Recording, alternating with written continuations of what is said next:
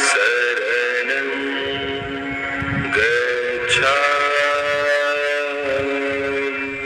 सम्मानित साथियों, नमो बुद्धाय, जय भीम। आज के अम्बेडकर संदेश में हम बात करेंगे प्रथम गोलमेज सम्मेलन में बाबा साहब डॉक्टर बी.आर. अम्बेडकर तथा राव बहादुर आर. श्रीनिवासन के द्वारा एक अनुपूरक ज्ञापन प्रस्तुत किया गया। प्रथम गोलमेज सम्मेलन में दलित वर्गों के विशेष प्रतिनिधित्व के लिए आखिर जो बाबा साहब और राव बहादुर आर. श्रीनिवासन ने अनुपूरक ज्ञापन प्रस्तुत किया, उस ज्ञापन की क्या खास बात थी? आखिर उस ज्ञापन में क्या डिमांड करना चाहते थे बाबा साहब, और उस डिमांड को किस तरह से पूरी करना चाहते थे? सम्मानित साथियों, पूरी प्रक्रिया लेकर हम उपस्थित हुए हैं। पूरा ज्ञापन का एक एक शब्द आपके समक्ष हम रखेंगे। दलित वर्गों के लिए राजनीतिक संरक्षण प्रदान करने की बात बाबा साहब ने यहाँ पर ज्ञापन में सम्मिलित की है और ज्ञापन में डिमांड की है। आगे चलकर ज्ञापन में इस बिंदु को लेकर, इस मांग को लेकर क्या कार्रवाई हुई, वो भी हम अगले अम्बेडकर संदेश में बताएंगे।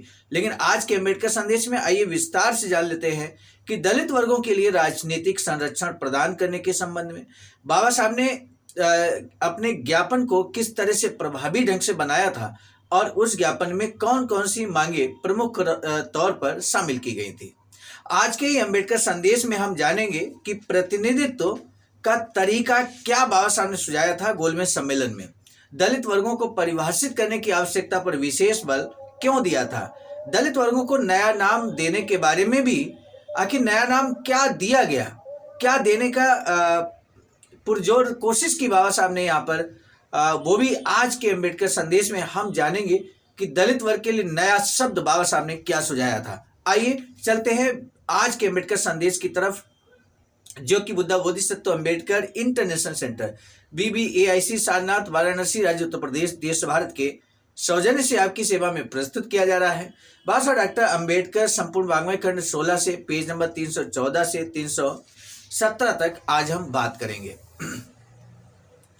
बाबा साहब लिखते हैं कि दलित वर्गों के विशेष प्रतिनिधित्व के लिए दावों के संबंध में अनुपूरक ज्ञापन जो गोलमेज सम्मेलन में डॉक्टर B.R. अम्बेडकर तथा राव बहादुर आर. श्रीनिवासन के द्वारा प्रस्तुत किया गया था।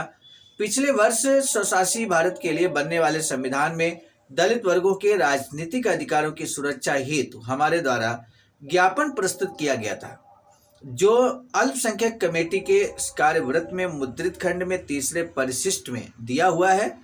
उसमें हमने मांग की थी, बाबा साहब लिखते हैं कि उसमें हमने मांग की थी कि दलित वर्ग के विशेष प्रतिनिधित्व को, जिसे हम उन वर्गों के लिए आवश्यक मानते हैं, विस्तृत रूप से परिभाषित किया था। कारण यह था कि प्रश्न के पहुंचने से पहले अल्पसंख्यक उपसमिति की कार्यवाही समाप्त हो चुकी थी।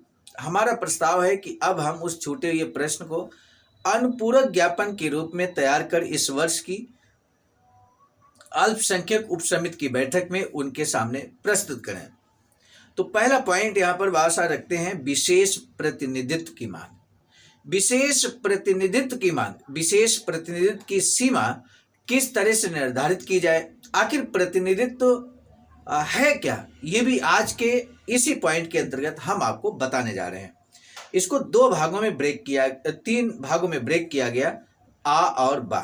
तो आइए सबसे पहले आ भाग में प्रांतीय विधान मंडलों में विशेष प्रतिनिधित्व होना चाहिए, जिसमें बाबा साहब लिखते हैं कि बंगाल, मध्य प्रांत, असम, बिहार, उड़ीसा, पंजाब और संयुक्त प्रांत यानी कि यूनाइटेड प्रोविंस, जिसे अब उत्तर प्रदेश कहते हैं, में दलित वर्गों का प्रतिनिधित्व साइमन कमीशन और इंडियन सेंट्रल कमेटी द्वारा अनुमानित जनसंख्या के अनुपात में होगा।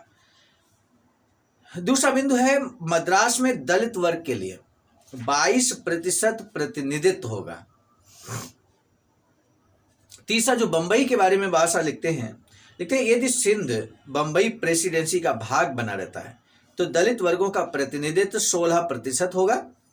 बा यानी कि बंबई प्रेसिडेंसी से सिंध का अलग हो जाने पर सिंध में दलित वर्गों का प्रतिनिधित्व मुसलमानों के प्रतिनिधित्व के बराबर होगा, क्योंकि दोनों की जनसंख्या समान है। मतलब जनसंख्या के अनुपात में बाबा साहब यहाँ प्रतिनिधित्व की मांग करते हैं। जो दूसरा यहाँ खंड है बा, संघीय विधान मंडल में विशेष प्रतिनिधित्व, एक प्रांतीय विधान मंडलों में विशेष प्रतिनिधित्व की मांग की बाबा साहब ने, और दूसरा संघीय विधानमंडल में विशेष प्रतिनिधित्व की मांग करते हैं। लिखते हैं कि संघीय विधानमंडल के दोनों सदनों में भारत की संपूर्ण जनसंख्या के अनुपात में दलित वर्गों का प्रतिनिधित्व होगा। प्रतिनिधित्व के बारे में बाबा साहब लिखते हैं कि हमने निम्नांकित अनुमान के आधार पर विधानमंडलों में विशेष प्रतिनिधित्व का अनुपात निश्चित किया है। नंबर 1, हमारा अनुमान है कि दलित वर्गों की जनसंख्या के जो आंकड़े साइमन कमीशन खंड 1 प्रश्न संख्या 40 तथा इंडियन सेंट्रल कमेटी रिपोर्ट प्रश्न संख्या 44 में द्वारा दिए गए हैं, जो आंकड़े यहाँ दिए गए हैं जनसंख्या के साइमन कमीशन के द्वारा, वे सही और सीटों का बंटवारा करने में सभी को स्वीकार्य होंगे। अगर वो आंकड़े स्वीकार्य हैं तो उस परिप्रेक्ष्य में वह साहब यहाँ प्रतिनिधित्व की डिमांड करते हुए कहते हैं कि हमारा अनुमान है कि संघीय विधानमंडल में संपूर्ण भारत समाहित होगा, जिसमें भारतीय रजवाड़ों तथा केंद्र प्रशासित क्षेत्रों, गवर्नरों तथा शासित प्रांतों में दलित वर्गों की जनसंख्या संघीय विधानमंडल में उनका प्रतिनिधित्व निर्धारित करने में उपयोगी होगी। तीसरा बिंदु, हमारा अनुमान है कि ब्रिटिश भारत के प्रांतों के प्रशासनिक क्षेत्र यथावत रहेंगे। परंतु यदि जनसंख्या के संबंध में हमारे अनुमानित आधार को चुनौती दी जाती है, जैसा कि कुछ पार्टियों ने ऐसा करने की धमकी दी है, और यदि नई जनगणना में दलित वर्गों की जनसंख्या कम दिखाई जाती है अथवा यदि प्रांतों के प्रशासनिक क्षेत्रों में परिवर्तन किया जाता है जिसके फलस्वरूप जनसंख्या की स्थिति गड़बड़ाती है, तो दलित वर्गों को अधिकार होगा कि अपने प्रतिनिधित्व के अनुपात को वो बनाए रखने के लिए उसका पुनरीक्षण करें और उसमें यथोचित हिस्सा मांगे। इसी प्रकार यदि अखिल भारतीय संघ नहीं बनता तो वे अपने प्रतिनिधित्व के अनुपात को फिर से समायोजित कर संघीय विधानमंडल के लिए उसकी गणना करें। दूसरा है प्रतिनिधित्व का तरीका। प्रांतीय एवं केंद्रीय विधानमंडलों में दलित वर्गों को अपने प्रतिनिधियों को अपने मतदाताओं की पृथक निर्वाचन पद्धति के माध्यम से चुनने का अधिकार होगा। संघीय या केंद्रीय विधानमंडलों के उच्च सदन में अपने प्रतिनिधित्व के लिए यदि प्रांतीय विधानमंडलों को अपने प्रतिनिधि अप्रत्यक्ष निर्वाचन से भेजना निश्चित हो जाता है, तो दलित वर्ग के लोग उच्च सदन में अपने प्रतिनिधि भेजने के लिए पृथक निर्वाचन प्रणाली का परित्याग करने के लिए सहमत हो सकते हैं, परंतु इस शर्त के साथ कि समानुपातिक व्यवस्था के अनुसार उच्च सदन में उनकी सीटों के हिस्से की गारंटी दी जाए। दूसरा, दलित वर्गों के लिए पृथक निर्वाचन प्रणाली के स्थान पर संयुक्त निर्वाचन प्रणाली नहीं लागू की जाएगी और सुरक्षित सीटों पर कोई आंच नहीं आएगी, बशर्ते कि निम्नलिखित स्थिति हो। यहाँ शर्तें जोड़ देते हैं बाबा साहब, लिखते हैं उन सभी विधानमंडलों के सदस्यों की बहुमत की मांग पर मतदाताओं का जनमत संग्रह होगा जिसमें दलित वर्गों के मतदाताओं ने स्पष्ट बहुमत से मतदान किया हो। दूसरी शर्त है ऐसे जनमत संग्रह पर दोबारा 20 वर्ष तक कोई संशोधन नहीं किया जाएगा और न उस समय तक जबकि पूर्ण वयस्क मताधिकार की व्यवस्था नहीं हो जाएगी। तीसरा बिंदु भाषा यहाँ लिखते हैं दलित वर्गों को परिभाषित करने की आवश्यकता पर विशेष बल देते हैं। पहला, विशेष प्रतिनिधित्व की सीमा के बारे में बात करते हैं। दूसरा, प्रतिनिधित्व का तरीका क्या हो इसकी बात करते हैं, और तीसरा है दलित वर्गों को परिभाषित करने की आवश्यकता।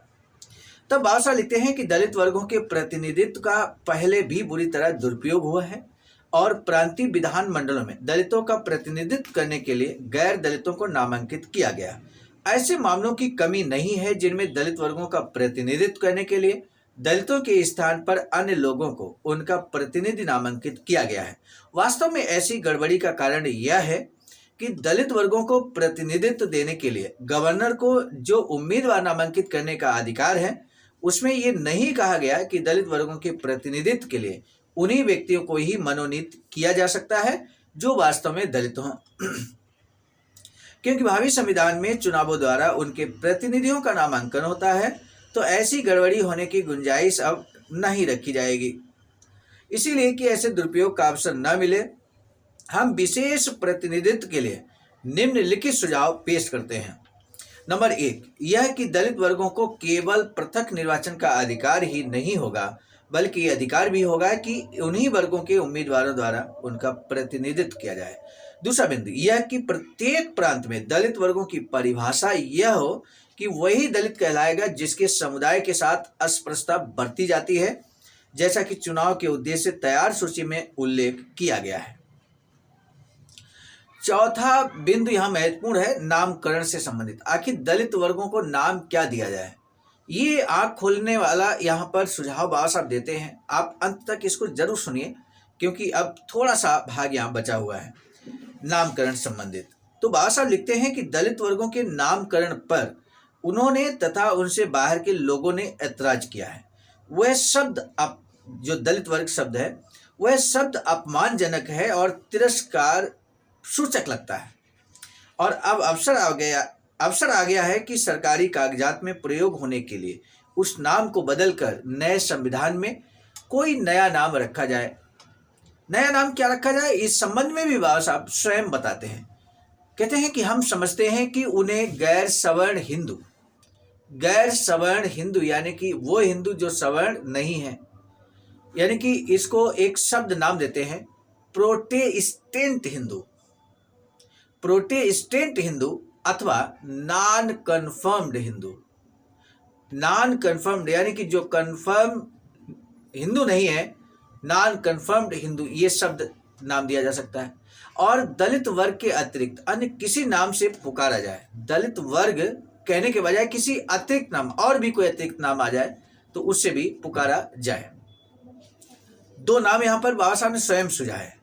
हमें किसी विशेष नाम के लिए दबाव डालने का कोई अधिकार नहीं, हम केवल राय दे सकते हैं और हमें विश्वास है कि जिस नाम को ठीक से स्पष्ट किया जाएगा और उनके लिए अनुकूल होगा, दलित वर्ग के लोग उसे अपनाएंगे। हमारे इस मांग पत्र में जो कुछ ऊपर कहा गया है, इसके समर्थन में भारत के कोने कोने से दलित वर्ग के लोगों से असंख्य तार प्राप्त हुई है। समझ सकते हैं, ये घटनाक्रम जो ये अनुपूरक ज्ञापन है, ये 1930, 31, 32 जब प्रथम गोलमेज सम्मेलन 1930 में ये दिया था। और इसके बाद में आपको मालूम है, जब भारत सरकार अधिनियम 1935 आता है तो वहाँ पर दलित वर्ग को ही कई इस तरह से नाम दिया जाता, अनुसूचित जाति, अनुसूचित जनजाति, और फिर आगे चलकर ये पिछड़ा वर्ग, अन्य पिछड़ा वर्ग या सामान्य वर्ग की परिकल्पना यहाँ पर साकार की गई। तो इस तरह से यानी कि पहली बार ऐसा माना जाता है कि पहली बार अनुसूचित जाति, अनुसूचित जनजाति शब्द का इस्तेमाल भारत सरकार अधिनियम 1935 में किया गया था। यदि इस संबंध में आपकी विशेष जानकारी है तो आप भी कमेंट सेक्शन में अपनी जानकारी को साझा कर सकते हैं। आज के अम्बेडकर संदेश का जो महत्वपूर्ण प्रश्न है वो यही है कि बाबा साहब ने दलित वर्ग के लिए कौन से दो नाम सुझाए थे। अभी अभी हमने आपके समक्ष उन शब्दों का जिक्र किया है। हमें आपके जवाब का बेसब्री से इंतजार रहता है। आज का अम्बेडकर संदेश आपने अंत तक वॉच किया, इसके लिए हम तहे दिल से आपका साधुवाद व्यक्त करते हैं। अब अगले अम्बेडकर संदेश में, नए अम्बेडकर संदेश में हम मिलेंगे, जिसमें हम बात करेंगे अल्पसंख्यक समझौता। जो गोलमेज सम्मेलन में अल्पसंख्यक समझौता हुआ था, उस संबंध में बात करेंगे कि आखिर अल्पसंख्यक समझौता क्या था। इसका जिक्र हम कल के अम्बेडकर संदेश में विस्तार से आपको बताएंगे। आज के अम्बेडकर संदेश को यहीं पर रोकना चाहेंगे। मिलेंगे नए डॉक्टर अम्बेडकर संदेश में। आप सभी को सादर नमो बुद्धाय, जय भीम। सामान्य साथियों, हम एक महत्वपूर्ण बात बताना उचित समझते हैं। बाबा साहब की अधूरी इच्छा के अनुरूप एक वैचारिकी सेंटर निर्माणाधीन है सारनाथ वाराणसी में, जहां पर 14,000 स्क्वायर फीट जमीन परचेज कर ली गई है ring road, green city, Faridpur, Sarnath में।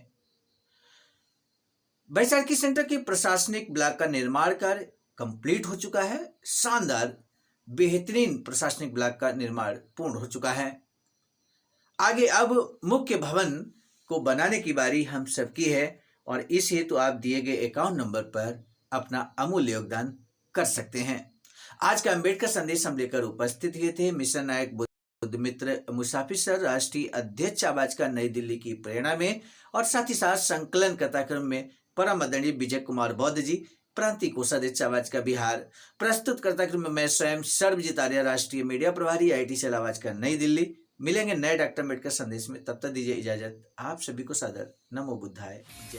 सामान्य साथियों, यदि आप हमारे इस चैनल आवाज का ऑफिशियल, जिस पर नियमित सुबह 5 बजे डॉक्टर अम्बेडकर संदेश आपको मिलता है, आप हमारे इस चैनल को सपोर्ट करना चाहते हैं तो हमारा आपसे निवेदन है कि आप हमारे इस चैनल को सब्सक्राइब कर लें, वीडियो को शेयर, लाइक, कमेंट जरूर करें।